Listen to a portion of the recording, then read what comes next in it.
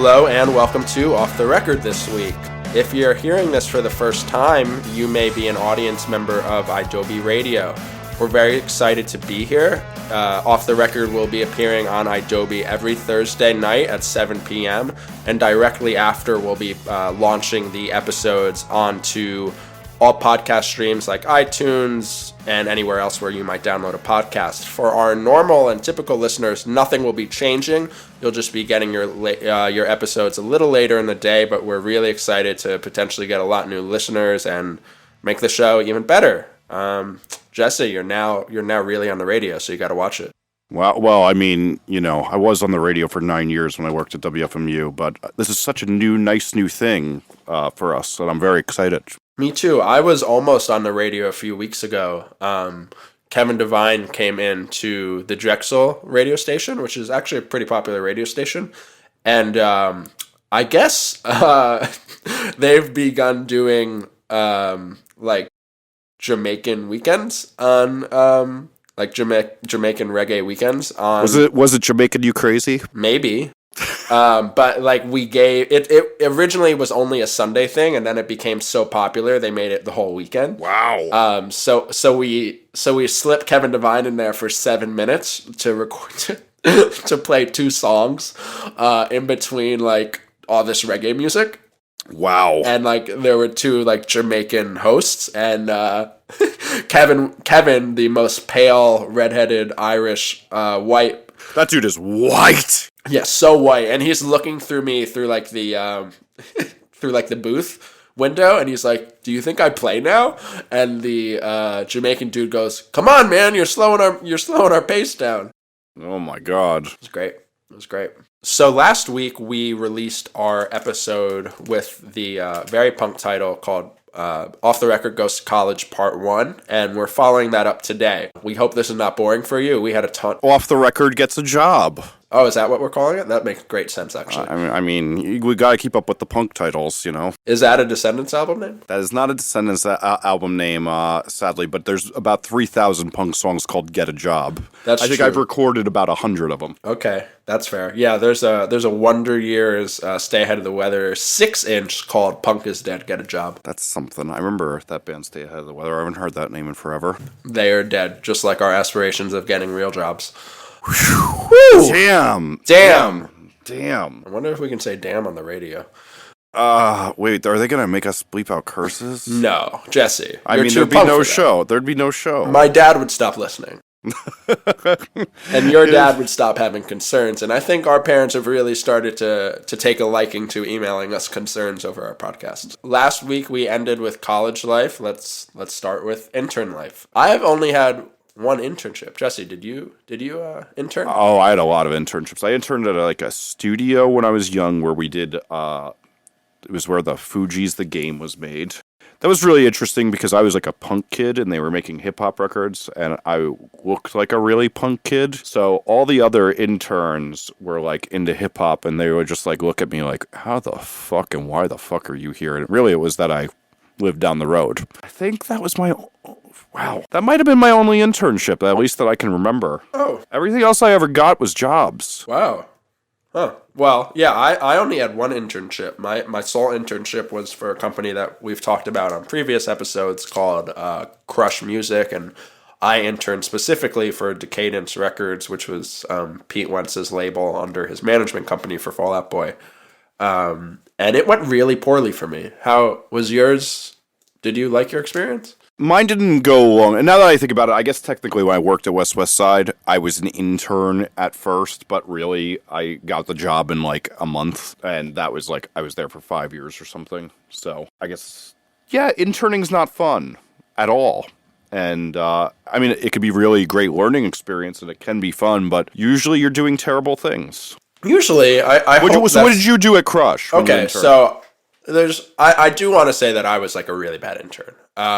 You've said that on the show before. Yeah, it was my senior year of high school going into my freshman year of college. I was, I think, the youngest intern they had. I got the job because of the website, which was really great, obviously. But yeah, I wanted to run the website. I wasn't interested in record label things, which is so weird that I work for 2 record labels now. There's a lot of, like you were saying, just a lot of junk that you have to do for a record label, right? Like, or that interns have to do. For example, like, I'm sure you can only imagine the size of the mailing lists that those like bands on a label like Decadence or Fueled by Ramen have, and there's this system called FanBridge, which is like this mailing list service, and we'd have to update all that stuff, or I'd be running the Decadence blog, and it just wasn't interesting to me, and I didn't feel like I was learning a lot, and I was so young at that point in my quote-unquote career where I just didn't know what I wanted.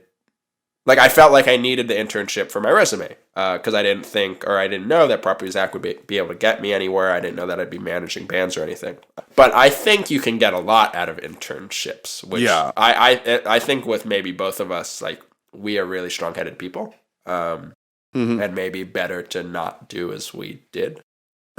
Well, I think the other thing about you and I, and this is probably actually a good lesson for people who are thinking about interning, which is that you and I both did so much outside of what we like actually did. Like, so when I'm getting record producing interns, like one of the reasons I got an internship and I got jobs so easily is I was already doing so much that people wanted to hire me. Like, you know, when I was in high school, I was working at the largest freeform radio station in America, WFMU, as an engineer.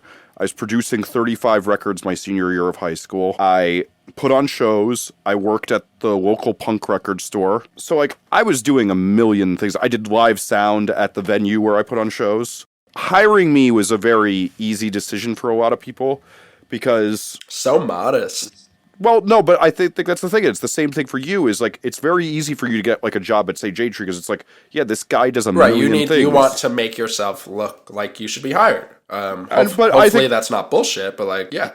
But I think that's the other thing is that, you know, we live in this era where you don't have to ask permission to do anything. You could just start doing it. And so much of punk is about DIY. And I think that that's the reason why you see so many successful people come from the punk community. I don't know if you see that as much as I do, but like, I can tell you this, that half the time when I see anyone successful my age or a little bit above, it's like all the people who are doing crazy, innovative, cool businesses always came from the punk scene. You'll see it whether it's people I grew up with are like CEOs of huge companies. One of my best friends won the Pulitzer Prize this year, and it's like the punk community telling you that you can just get into the game and do this without anybody's permission is one of the best lessons to learn. And I think the way that applies to interning is that you should just start doing things instead of hoping that you get that internship. Like, start something, do it, and then when you see an opportunity and a job comes up, odds are you're going to be pushed to the front and get chosen way faster if you've already just taken initiative and started something. Even if you start something that's not that great, like if you're just making like Pup Fresh or something, that's still, even though it's pathetic. Hey, don't make fun of my guys. But I mean, Adobe is their main market. I mean, oops. But no, so even though you're doing something that's not the most amazing, you know, you're not competing with global brands like Property of Zach.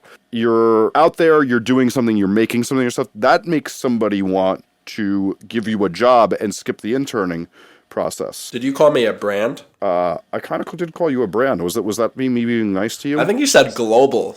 Was that right? It was a little bit of a sarcasm. I was being exaggerated. I mean, that would look great on a hashtag. Hashtag global brand. Yeah. That's a very Thomas tweet of you. Quote Jesse Cannon. I think the smartest thing now that either of us will say all episode is that, like, being from a punk mindset at all gives us, whether it's always to our benefit or not, like, this desire to say, like, fuck what you told me and to do your own thing. And often, like, while that's not necessarily considered an internship, like, it's your own internship.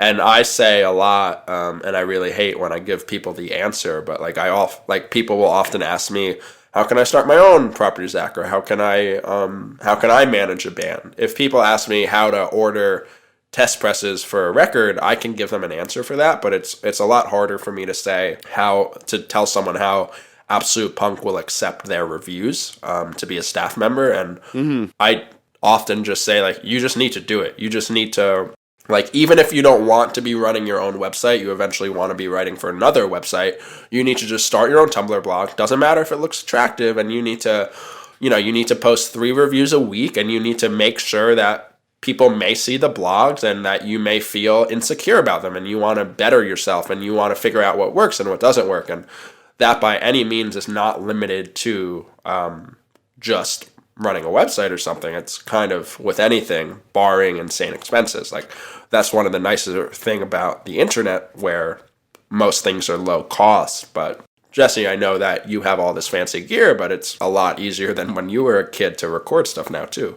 Oh yeah, well, I mean, but I can say this about the gear too, and this applies to a lot of life, is that, one, it's not about the gear. There's so many studios that have better gear than me that don't make records people enjoy, and I actually made a conscious effort years ago to stop buying gear and just get good with my tools and learn how to bring more out, because what I kept realizing is me pouring more money into things didn't make me a better producer. Me knowing how to use everything I am and experimenting and taking that time to take more time off and experiment is what got me better at my craft. But there's a point I also wanted to piggyback on that you made before.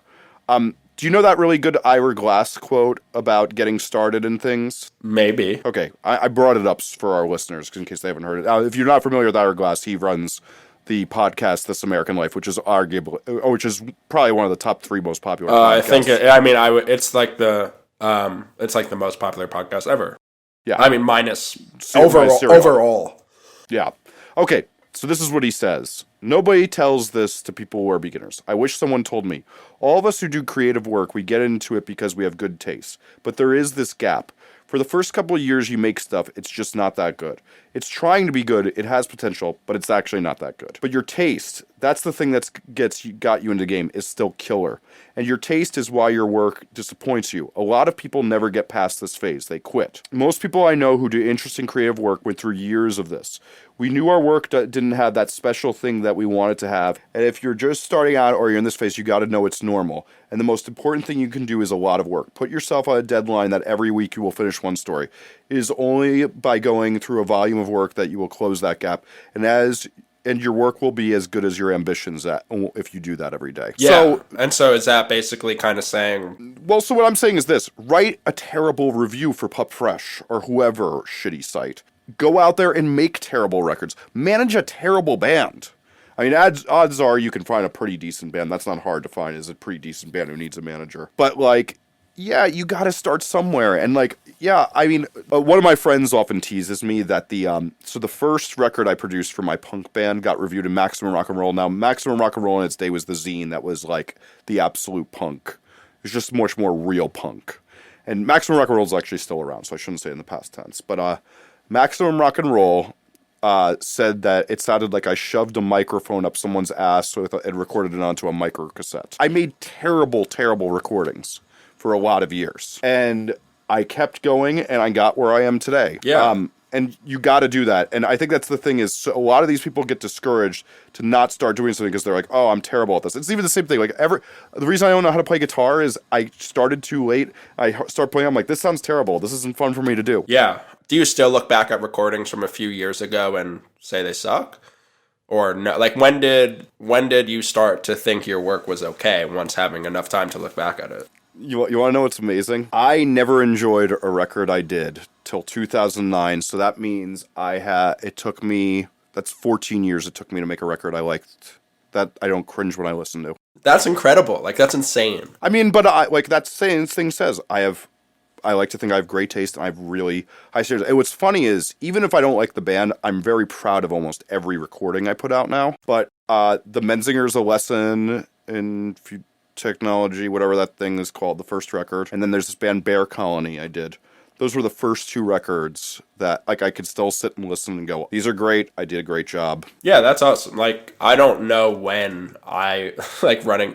For the first years of running the website, I was basically just like a chicken without a head on. I imagine it was kind of the same to you when you were recording, just because you find out so much. You find out you can use a tool to do this or do that. And that's the case with probably most jobs in life. And so I look back now on website stuff in 2014, and I'm pretty proud of it. started to get bored and tired of the website, which is why we made a shift. But I still think that was good work for the kind of website we were. But now, I am very aware that I'm like a novice at what I'm doing right now with the website, though. Which is interesting, right? Because I think over the course of 5 years, I got really good at doing this 1 to 5 things with Property Zach, right? Like not to pat myself on the back, but sure, no, you did a great job. I was or still am like the best at posting news, right? Like I'm really quick.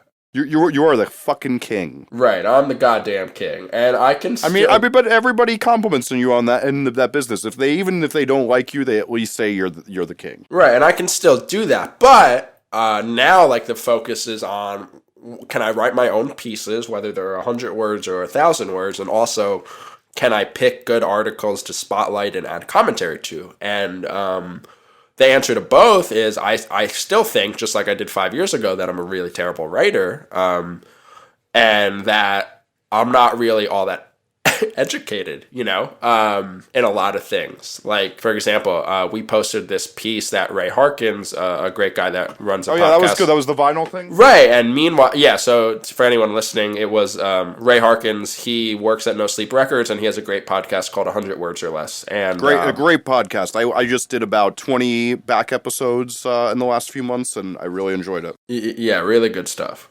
And so this piece he wrote about was basically like, it's great everyone's buying vinyl, but the people selling the vinyl should not be getting greedy, and we shouldn't be selling.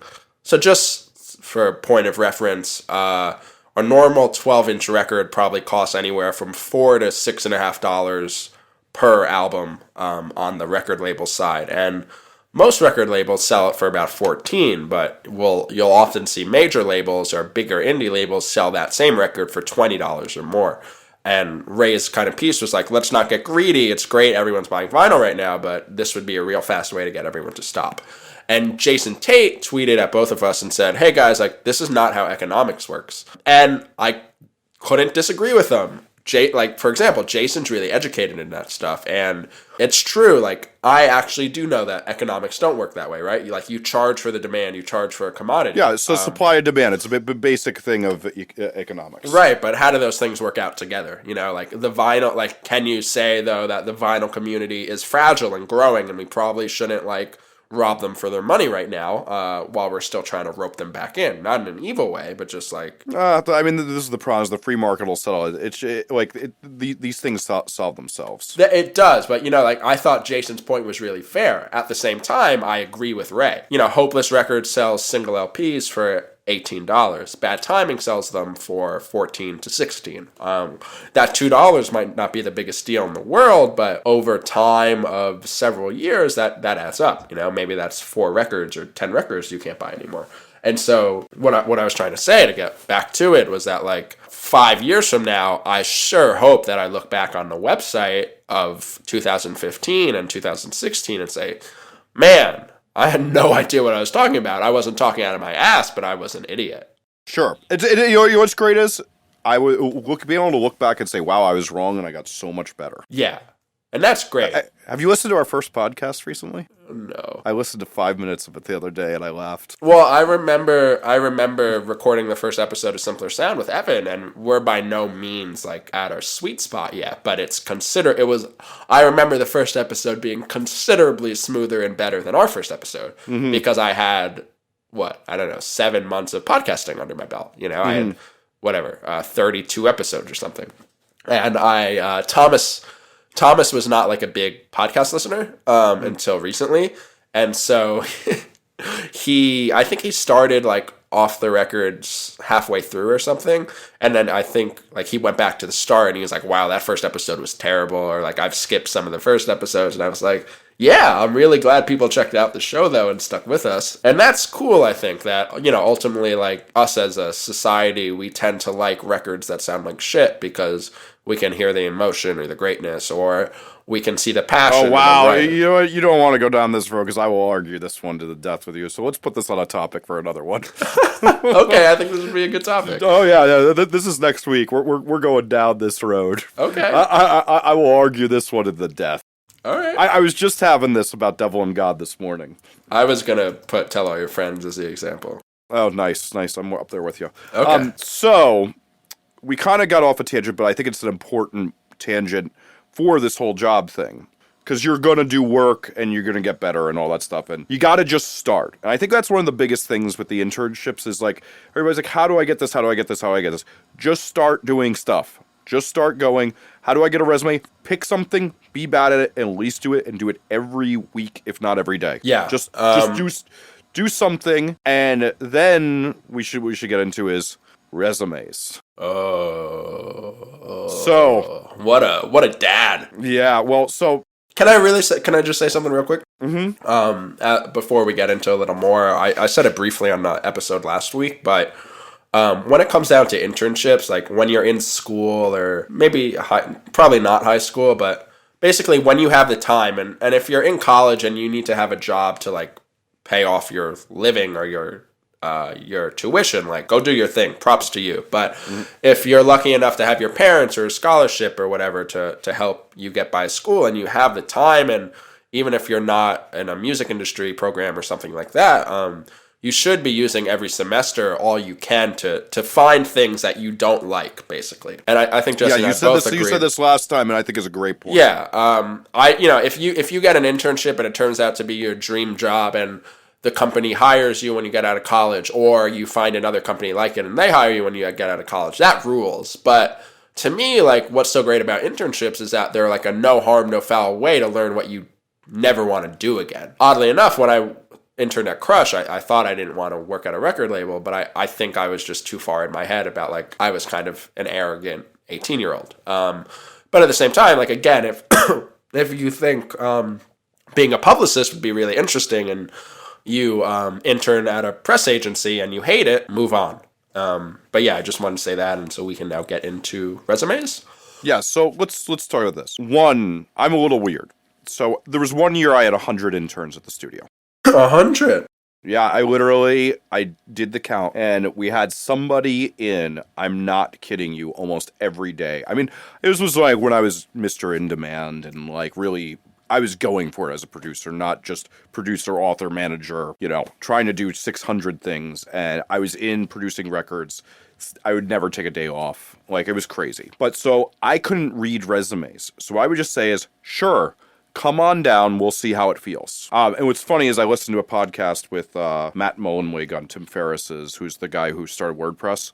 And he was talking about how they do auditions. And this was essentially the audition. Because what I learned about these 100 auditions that I held that year was that the biggest thing is can you hang, can you behave yourself, and can you sit in a room and not be annoying to everybody and get in the way of the musicians and say stupid fucking things all the time and have stupid ideas like put a cymbal reverse at the top of the song.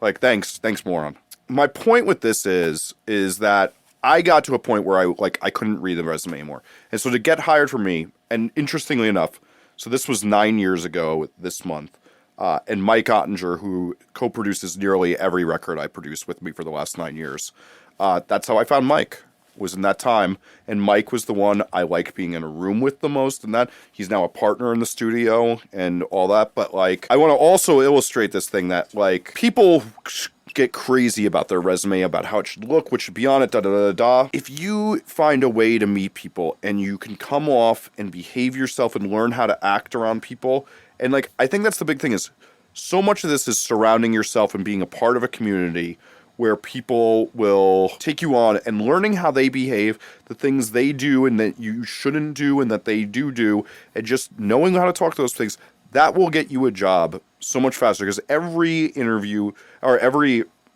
you're going to have an interview for this internship or for this job. If you're likable and you feel like a member of their community, they're going to hire you way more than the person who has the stacked resume. Yeah, I think often like until like an employer gets burned, maybe that the stacked resume may win out, right? No, I don't think so. No. I think over and over again, what I see, at least the people I know, is they hire the person who feels good and has the experience they'd like to see.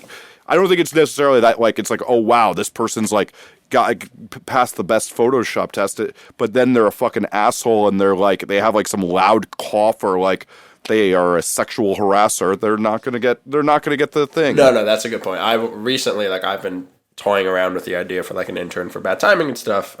Just because we have actually like 3 interns right now for Jade Tree, just since there's so much stuff to kind of get from the past back in line to the present and everything in between, that like there's actually a lot for interns to do, which is cool. Been trying to talk to for a few people for Bad Timing, and I was like, oh, this dude looks great. And then I like had a few conversations with him.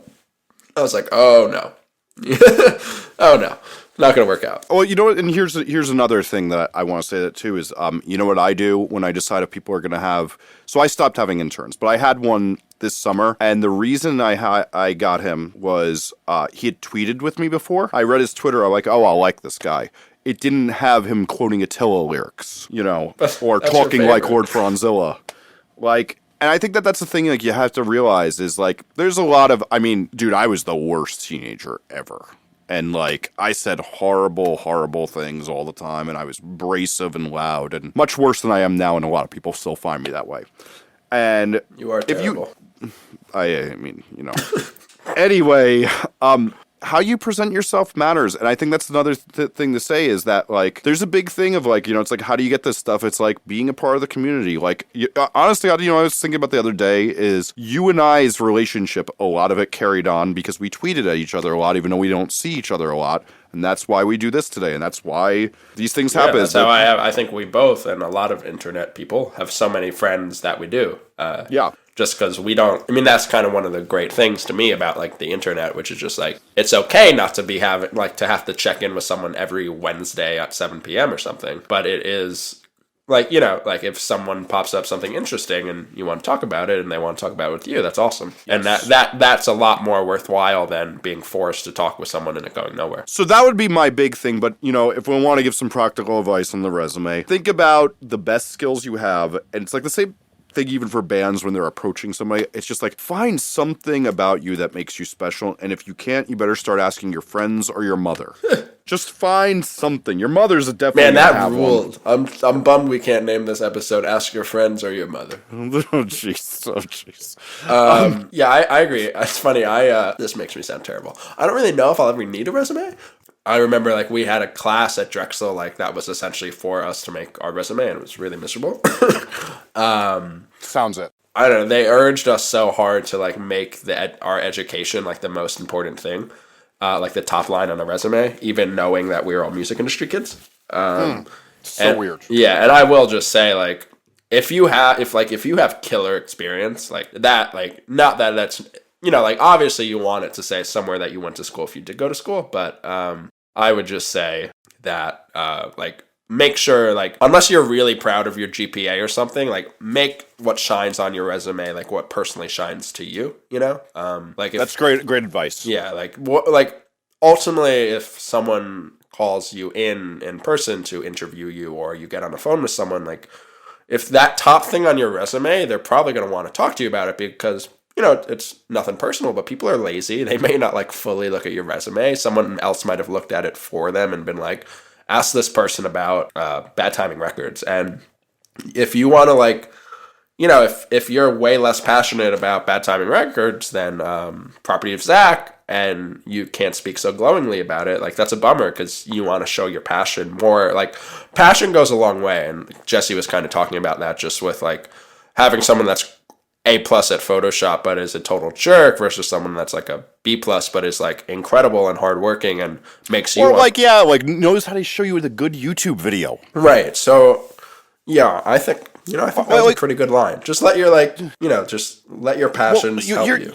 You know what's a funny thing is like a perfect example is like when I got my job with Alan Douches, which wasn't my first job, it was definitely my first good recording studio job. A lot of what he liked about me is I could tell him things he didn't know because he was old and unhip. And even about his clients, is I knew so much, so he learned a ton from me. If you can show people that's really helpful. I think that brings us to another point with the internship is like, so many people want to get hired from their internships. And I've only hired 2 of my interns in my life. Maybe 3, actually, now that I think about it.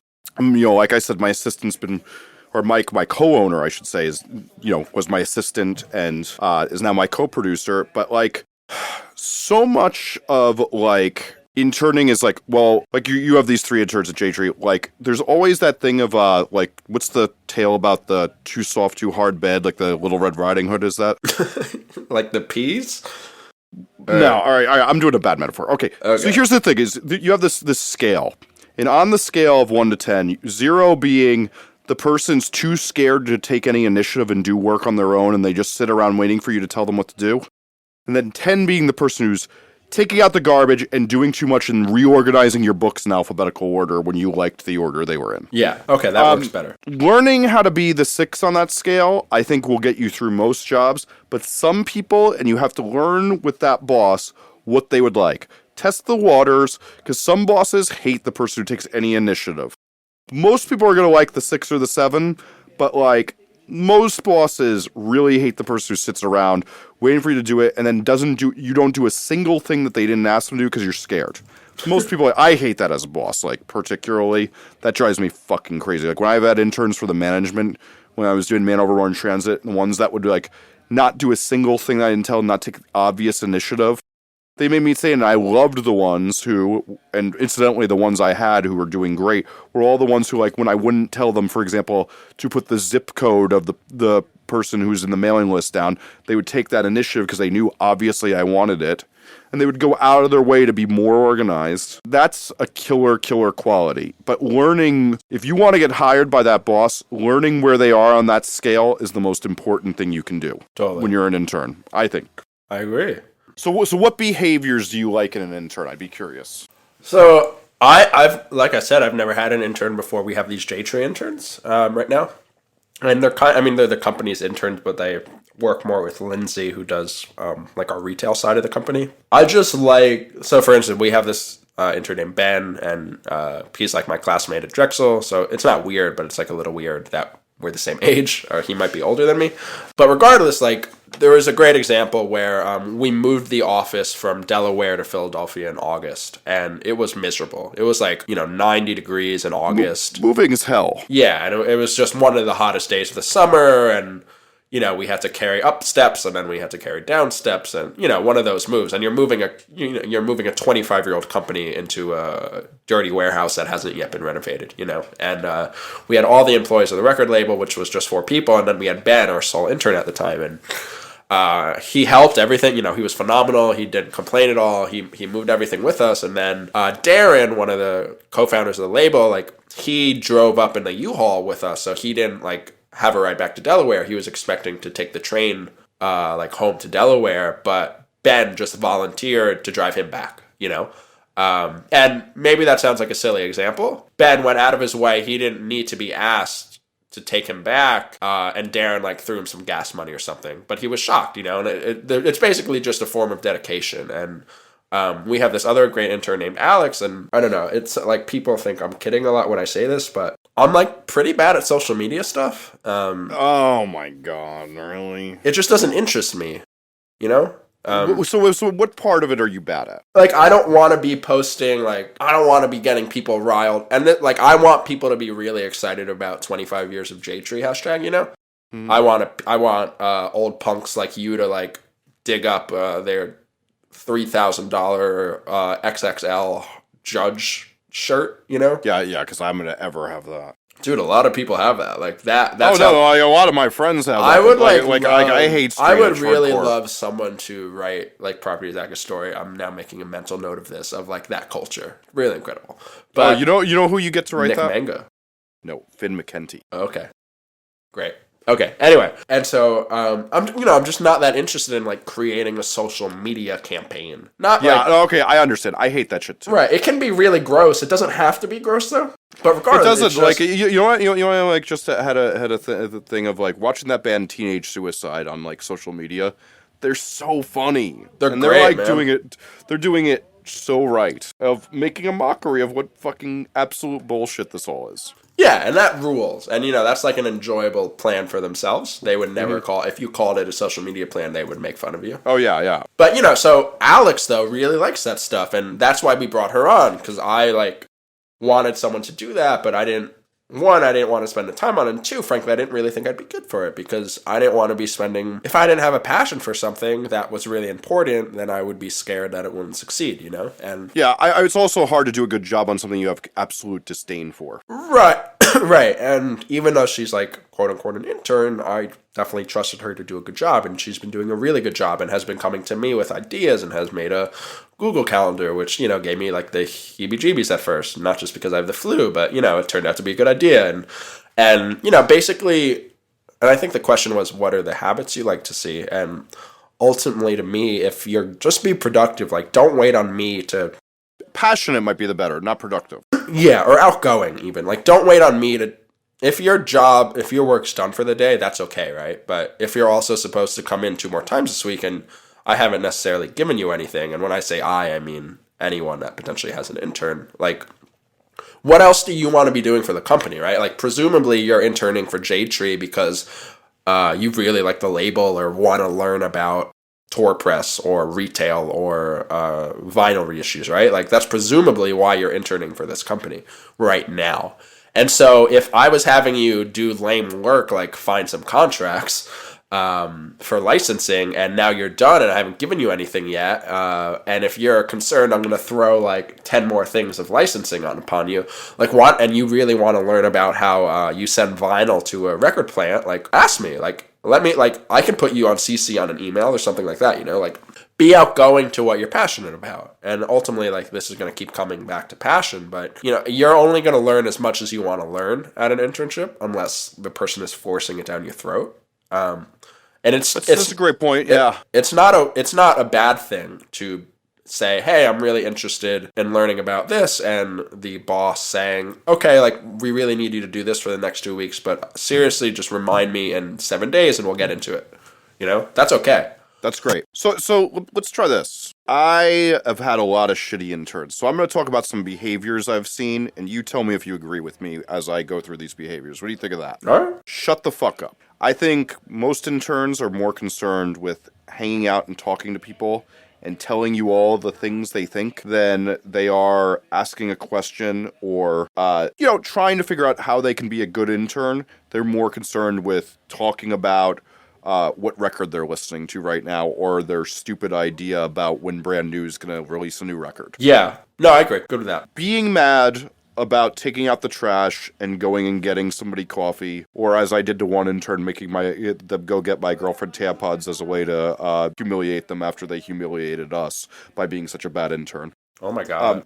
Yeah, I can get real cruel when I want to. I mean, that might be a habit I veto for you. If you're mad that you're doing shitty work and you're bitter towards your boss, that you have to do shitty, boring work, you're in for a real bad taste of life, because any job you have has really shitty work. If you're lucky enough to be successful, you'll do what I did, and you'll get an assistant who you get to do all your shitty work for you all day, and you just do the fun stuff. Yeah, you still have to teach the person how to do the shitty work. Like, you never can truly escape the shitty work, and that's okay. Like, ultimately it balances out, and if you have to do a lot of shitty work, not always, but hopefully that means, like, it's so you can do other cool stuff. Like, metadata filling out for Spotify is, like, miserable. Like, that's a great intern job, but, like, it's better to know this stuff, you know? Like, this won't make sense to probably anyone, but I had to, like, fill out all these forms for Jade Tree CDs for Amazon, and I had to basically just go through line and lines of barcode numbers and album titles and genres and descriptions, and I was like, this is the ultimate intern job, but this can't be screwed up at all, and I'm just going to do it myself. And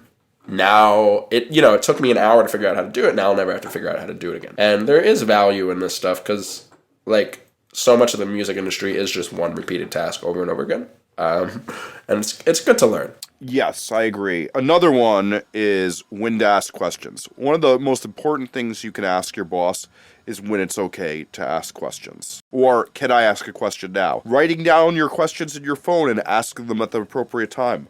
Great habit to do. I've had two sides of it. Of the people who ask 0 questions, don't take advantage of their internship. Like, if you really want to do some talking, it should be learning about all the things you could be doing and saving those questions for people.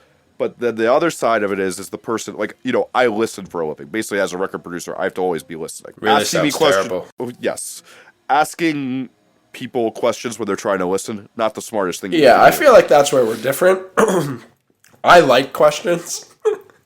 I do. No, I do too. I love talking to people. No, I just feel like it's way easier. Like if anyone comes up to my office in the Shade Tree office, like it's very rare that I'm like, go away right now. Because I'm usually either like writing a blog post, answering an email, or filling out a form, and that's fine. But I think it's kind of job dependent, maybe.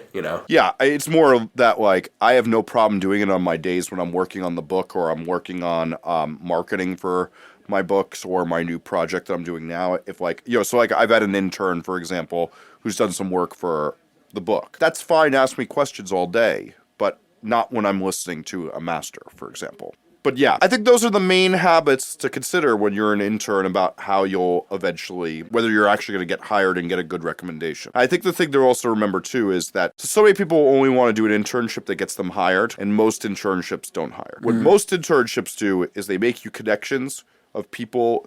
So here's a great example. So Ashley, who does the showcase for you. Yes. Ashley is actually a lot of the behaviors we've described in this, she embodies them. Yeah, she's great. So when Ashley asked me for advice about an internship, even though I didn't have an internship, I'm happy because I know she'll do a great job. I gave her the list of everyone I knew. I even took a few days to think about it. I'd write them down when I'd remember somebody because I will go out of my way for her because she's been so great. And, she did interning for my friend Finn as well. And I know she's good. Yeah, she asked me for a favor the other day. I was like, yeah. Of course, yeah. And, the thing is if you're a really great person in the office, people are going to go out of their way and take their time to try to get you somewhere good and know that you do it. And what I could also say is this for any of the professionals that were listening, if you don't do that for people, you're really fucking up. Because I will tell you this. I've gotten some of the best jobs and opportunities from people who I now helped 10 years ago. You mean like me? Oh, actually, that you are a great example. Maybe for this episode, the best example, right? Yeah, you were somebody I was always. Jesse was the first, I would say, I guess, to pat his back, like a mentor to me with a website. I really didn't know what I was doing, and Jesse took an interest in me, and I asked him a lot of questions. Actually, this is a really good example, right? I would ask Jesse questions all the time for years. I still do, and we ask each other questions now, but it was more like... Now I learned just as much from you as you probably learned from me. Right. But in the beginning, it would be like, I just had no idea what was up, because I hadn't experienced anything yet, and... I would email Jesse questions all the time, and I think I was probably take your time, but Jesse would always respond. And now, as just a good example, anytime Bad Timing or J-Tree needs something mastered for vinyl, or we need vinyl sides to send off to the plant, we have Jesse do them. And that's a really good example. It's not breaking the bank for either of us, but it's just a good example of this stuff tends to come back around. Totally. I think that's a key to remember, and I think the other key to remember is, I have a saying I say a lot to my older friends is that if somebody writes you asking for advice and you don't take the time to give it, anything bad that happens to you, you social media that your girlfriend chopped off your penis, I think you deserve it. Do I see that Facebook post? That's the end of Off the Record. You deserve it. You deserve it. Because if you don't help it, so many people helped me and gave me the guidance I did to get here. I every time do it, and that's kind of why we do this show and we're doing this episode. Is I think it's one of the most important things you can do to share your experience. If you're the type of person who hoards that experience and thinks that it's going to get somebody else a leg up against you, you're going to go down anyway because you suck at life. Yeah. Just, help those around you. In the music industry of all industries, everyone tends to, get 17 jobs or move around, and, it often comes around. And that's good or bad. I've had that work out for me, and I've had that really not work out for me. And, just... treat those well who you can treat well. Jesse's a big jerk a lot of the time, but he often does people right. I'm a really nice person, except for when I'm talking about and I get angry. Don't talk about Taylor Swift or 5 Seconds of Summer, and then I'm a really nice person. I did this Reddit AMA today, And I saw. I mean, I was just telling everybody to troll you. I had a really good joke that I was going to do with it, but then I decided. I was hoping, like, I mean, not a lot of people came, but I was hoping like there was going to be more trolling of me. And see, I was going to troll you. I was going to do fuck, marry, kill, and do me, Evan, and Thomas, and see. Oh, it would have been so easy. Oh, really? Yeah. Yeah, it would have been really easy. Nice. Would have killed Thomas. I figured that. But this could get awkward now. Got to pick. Oh yeah, I know. I mean, pitting Evan and I against each other. No, yeah. I mean, look, I'm not necessarily trying to fuck you, but Evan would make a great wife. Nice. I mean, let's be honest here. As somebody who's still single at 37, I think a lot of people have chosen that for me over the years. Yeah, sure. Anyway, so getting that job. Or actually, we should answer questions about the internship. Yes, we're going so long. And so we're going to do a few internship questions, and you can ask us questions for all those listening to this show for the first time by tweeting #AskOTR, and we'll get those questions, and we'll credit your name in there. We should say we're going to do a follow-up to these 2 episodes in the future. So if you have any more questions that we didn't answer during this whole thing, you can eventually get those answered to us when we do a future episode about this. Yes, that is accurate. So, from @Gina Tabascio, how do you maintain a connection in the music industry without being annoyed by constantly reaching out? Good question. It's a great question. I would, I'm kind of going through this now. Back to the Crush guy. He's a good contact to have, right? Yeah. Dude, is one of the key people on, Fall Out Boy's team and Andrew McMahon's team and, bands I like a lot or artists I love. But we don't, by any means, operate in the same world, really, right? He's 3 universes above me. But I want to stay in touch because it's maybe in my best interest, too. So what I would say, actually, I don't know. What do you think? I think social media is one of the best ways to stay on people's minds. I think tweeting at Facebooking. I consciously reach out to people on social media, and I'll sometimes just show my existence. And if anybody's friends with me on Facebook, for example, they know I never post. I basically only post to talk about when I'm excited about an episode on here or a record I've done. Right. Every once in a while, I'll get a little mad at Chris Christie. Chris Christie? Yeah, I mean, we know how me and him don't get along. Yeah. I will go out of my way, though, to make people just remember I exist sometimes on social media, just so that I stay on their mind, because a lot of what I get hired by is people remembering Jesse's the guy to send your record to for this. Jesse's the guy to master. Jesse's the guy who knows about this thing. You should talk to him. One of my things is you could be pretty subtle in this, is favoriting a tweet here and there. When so many people say, I don't get Twitter, it's Twitter, in some ways, in addition to being the best way to ingest your news and your information, it's a great way to just stay on people's mind and stay having them remember you. Favoring a tweet, retweeting something, asking a question, saying ha ha ha sometimes, making a funny quip, all those go light years of ways to maintaining a connection. Yeah, I mean, there's really nothing wrong with any of that. Especially if you're adding and not subtracting, right? Yeah. A ha-ha is obviously fine, but if every once in a while you can, engage in an interesting conversation with someone, eventually that person will just want to engage with you. And maybe that sounds, really gross that we're putting it into that kind of, talking terms, but, I've become really good, naturally without, forcing it or something weird.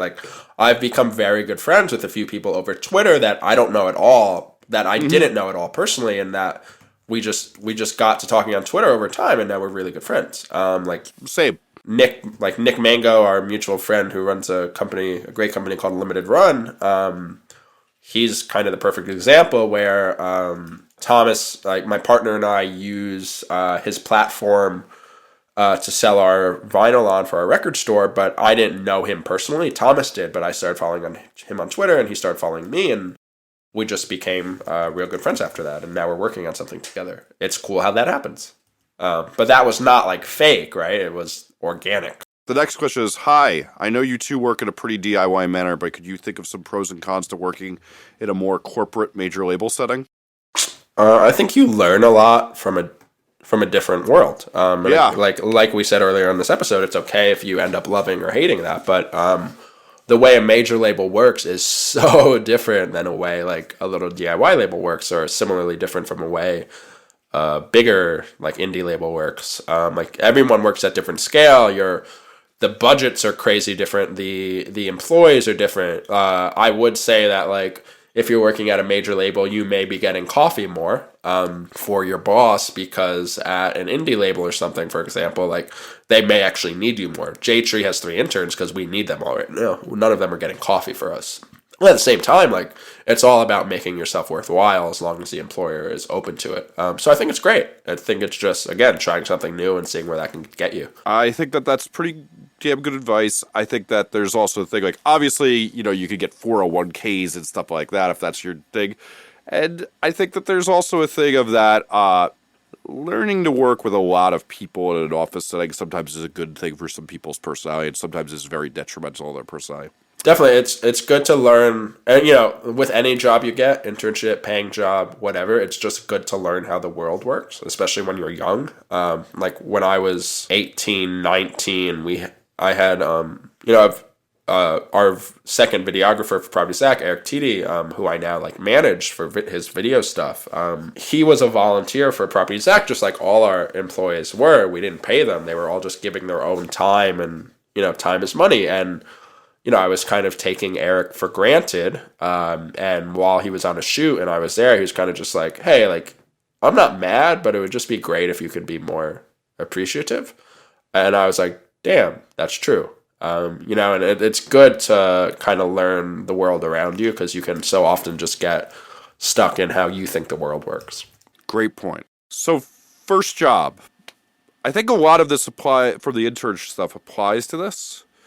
But what do you have to do? What would you say is different about the first job? To me, yeah, maybe we'll keep this one shorter. Is just that it's your first job can be in like a lot of ways, and this is kind of cliche. It's just like it's your first impression, right? It's okay if you don't work for the best company in the world. It's okay, like Jesse was saying, like if you're managing a really bad band or whatever, right? Like it's ultimately just really important that you pick up good habits for yourself. And that's what I think is most vital is working well. And, you know, you're always going to deal with people that you don't like or that get on your nerves from time to time, or you're going to be in situations that are not ideal. But at the end of the day, like, don't let their habits become yours. And, you know, if you have bad habits, let them go. It's really possible that whatever kind of mindset you get into in your first real job, if you're there for more than a week, can be ingrained in you. And there's nothing wrong with that, assuming that they're not bad habits. You know, just do your best, because it could very much have like a long-lasting effect on where you go for the rest of your life. So I think what would be fun is to do, because I think we've really covered a lot of this. Yeah. But I think there'd be some fun stuff to do is to a few generalizations that I think of that you could yet again weigh in on it if you agree with me. One, you should try to stay at your first job for at least a year, no matter how much you hate the people, no matter how toxic it is, no matter how any adjective that you're not liking, because you have no bearing on what a working environment should be, and you need to learn some certain skills. One of the things I really notice about people, and you know, as someone who kind of like could say like I've not had many real jobs. Like I worked at like a Tower Records. I walked out of work at Guitar Center after 3 days. Like you have to learn a standard of what's good and bad. And like one of the funny things for me is like Alan Douches, who's been at this time probably at it for about 20 years. The first record I produced that was a long record, like where I had to work with the band for an entire year, which is something I do all the time now. That's patience. Yeah, and sometimes records take that long to make. It was a hip-hop record that actually was the first record I ever did that went with a top 40 single. I produced this record. Are you talking about Limp Bizkit? No, I'm not actually. So this guy in this band, I could not stand him. He was a fucking asshole. But Alan said it to me. He's like, you now know how to deal with an asshole. You got that crash course, and instead of getting it halfway through your career and being like, I'm too big this, you're now going to always be able to work with these assholes and handle them great. And he's like, it's just a shame this happened to you early on, but you stuck with it. When you're first getting a job, you think all these things are terrible. You are that Chris Rock joke of like, he has that joke of that every woman thinks there's somebody at their job that's trying to ruin them. And he's like, girl, you wrap gifts at Macy's. Like, no one's trying to ruin you. No one, odds are, is trying to ruin you. You got to learn what it's like to work with other people. Stick with it. Go through it. Right. No, I agree. I don't mind saying, like, I'm still getting used to working for J-Tree. It's such a different environment than I've had before. I've been at the job for going on 7 months now, maybe. I got on at the end of June, beginning of July, really. And it's just so different. There's two bosses that, could be, are younger than my dad, but, could be like, are have, like, one of them has kids, like I'm an employee for a company that's 25 years old now, and working for J-Tree is so much different than working for working with Thomas on Bad Timing, or working by myself for Property Zach. And it's not like I wanted to quit a month in or anything, but I was definitely like finding struggles of like, this is not how I operate. This must be so wrong.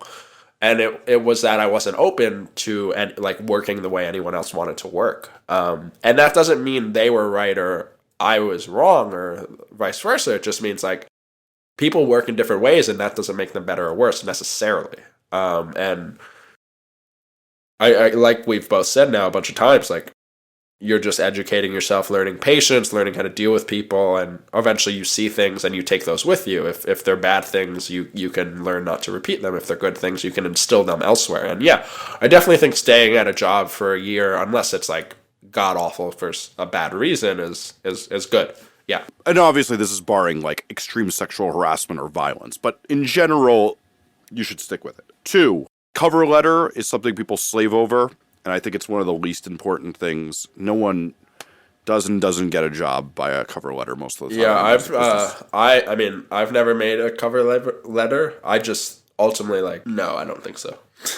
Yeah, the only thing I could say with the cover letter, I think it probably depends on like the industry you're looking to get into. Sure, but in general, in the music business, the only other thing I could say with advice though is 3 sets of educated eyes, and I mean this for everything major you do. Like, I even took it to the point of like when we would do press releases for Man Overboard Records, 3 people who can form a sentence.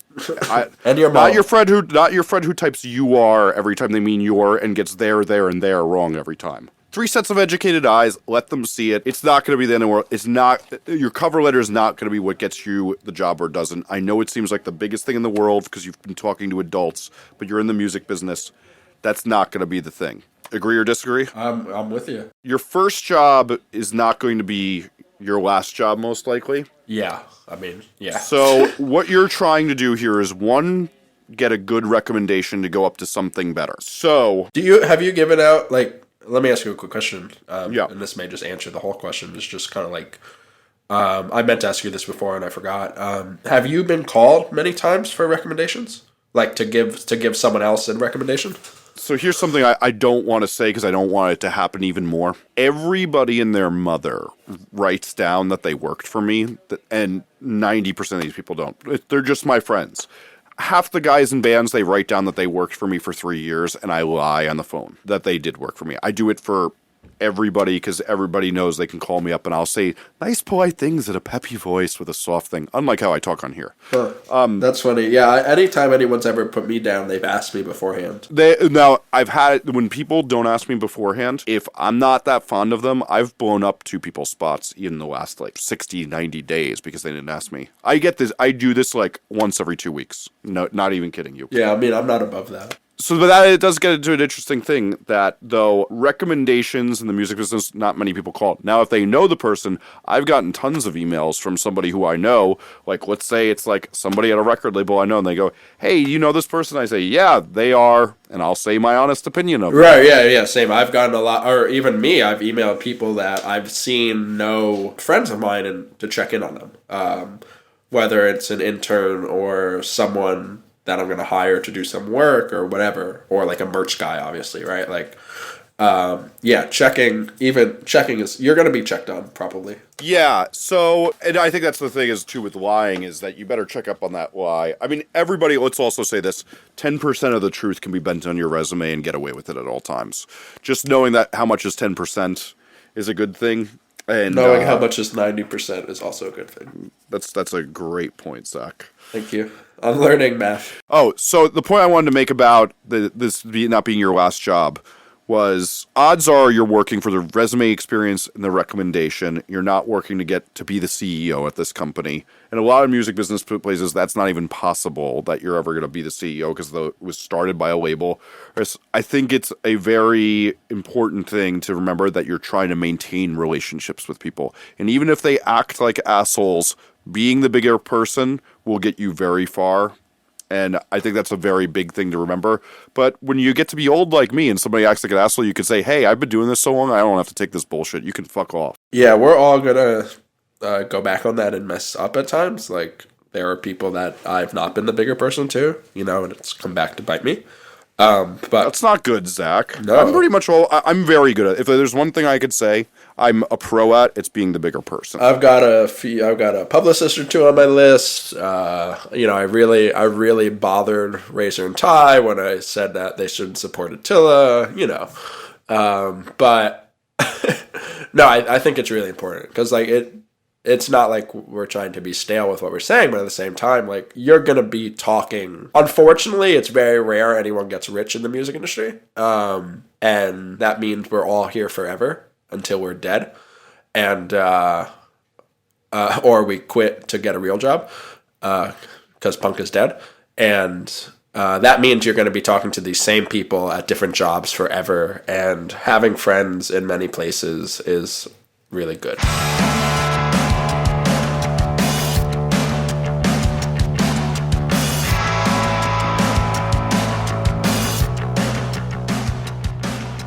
Thank you for listening to Off the Record this week. If you're tuning in for the first time on Adobe, you can check up on us at offtherecord.fm. Future episodes will be less jargony and more talking about Taylor Swift and 5 Seconds of Summer by accident. We're on Twitter at offtherecord.fm. Jesse is at Jesse Cannon, and I'm at Z Zarillo. We're really excited to do this every week, and thanks.